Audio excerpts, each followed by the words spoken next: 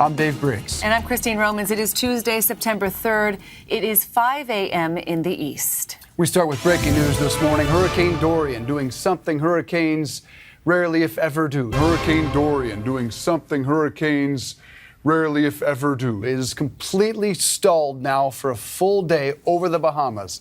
Look at the radar, essentially just spinning in place as the storm completely flattens parts of the Bahamas.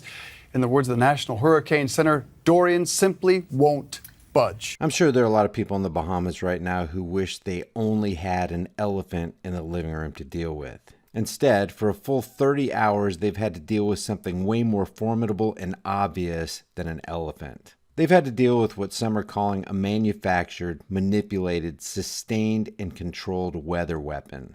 And as we watch this thing named Dorian virtually erase structures and people from the face of the Bahamas, I want to give props to my fellow YouTuber April over at Hacking the Headlines. She's another one of those who belong to the censored class that YouTube likes giving a hard time as she struggles to get vital information out to the masses. I'll leave a link to her last video so you can check out her content. If you visit and subscribe, tell her High Impact Vlog sent you. Now here's a spoiler alert to those who might be tempted to think this is a conspiracy theory. Weather modification and weather warfare is real. Not only do government agencies involve themselves in it, they practice it daily, are in the process of perfecting it, and even admit to it in their own documents and publications. So for us to look at Dorian or really any weather pattern and not at least legitimately wonder what the government has to do with this particular weather event is to literally put our heads in the sand.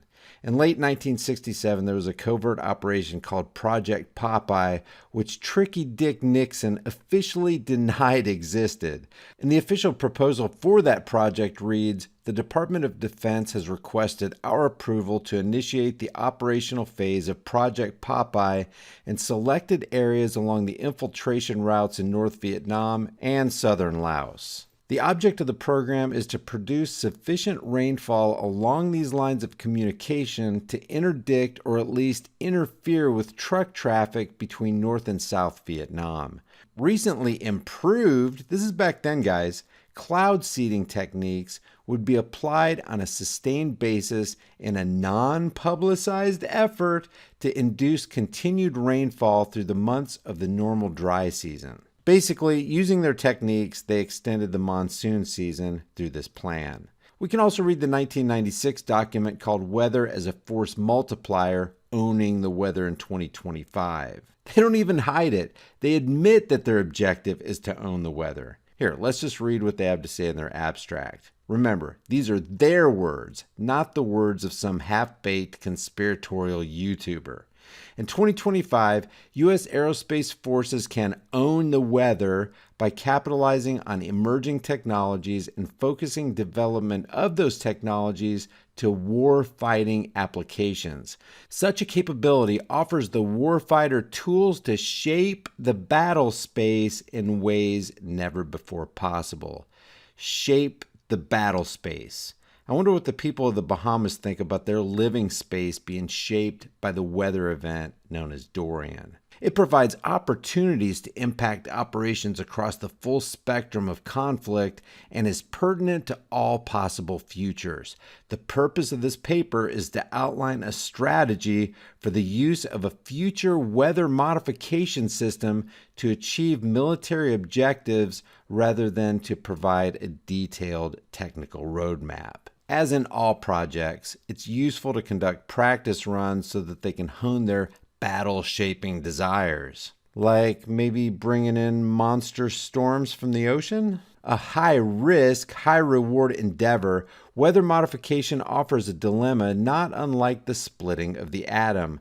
While some segments of society will always be reluctant to examine controversial issues such as weather modification, the tremendous military capabilities that could result from this field are ignored at our own peril. That's one of those necessity is the plea for every infringement of human freedoms. It's the argument of tyrants. It's the creed of slaves. And these tyrants argue that we can't ignore the tremendous military capabilities that could benefit us. You can almost see the psychopath as he sits there at his desk typing this out in wild-eyed anticipation of wreaking maximum havoc on unsuspecting people as he dreams of playing God with the weather. Now check out this little sliver of psychopathy. From enhancing friendly operations or disrupting those of the enemy via small-scale tailoring of natural weather patterns to complete dominance of global communications and counter-space control, weather modification offers the warfighter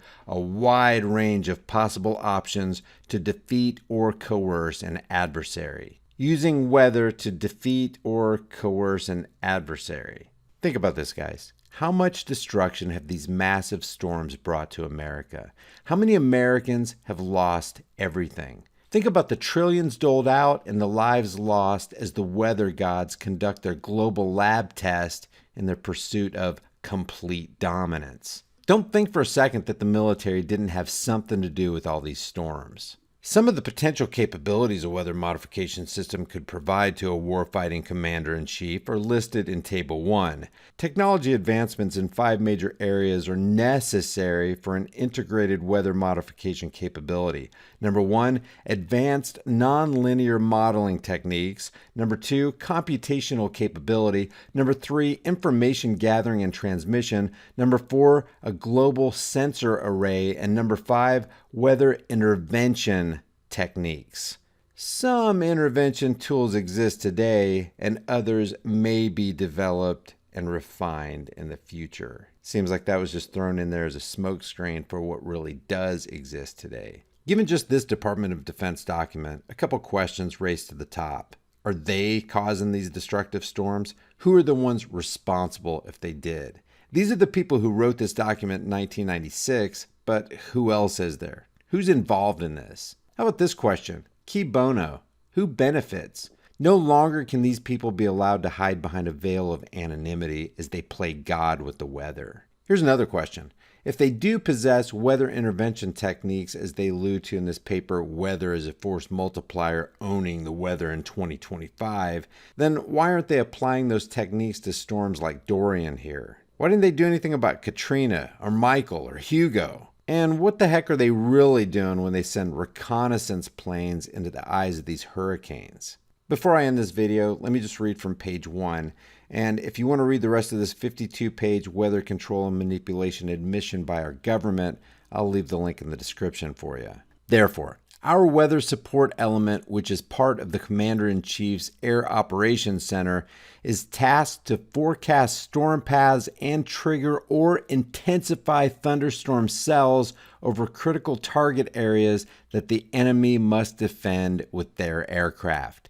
Since our aircraft in 2025 have all-weather capability, the thunderstorm threat is minimal to our forces, and we can effectively and decisively control the sky over the target. They admit that they have this technology, and they've had technology like this for a long time. They admit to the effective and decisive control of the weather. So why aren't they stopping these storms? And more importantly, have they started these storms? The question is, when will we wake up and sniff the smelling salts of reality? Leave your thoughts about this for the world and the Google Thought Police in the comments section below. Hurricane Dorian, doing something hurricanes rarely if ever do, is completely stalled now for a full day over the Bahamas. Look at the radar, essentially just spinning in place as the storm completely flattens parts of the Bahamas. In the words of the National Hurricane Center, Dorian simply won't budge.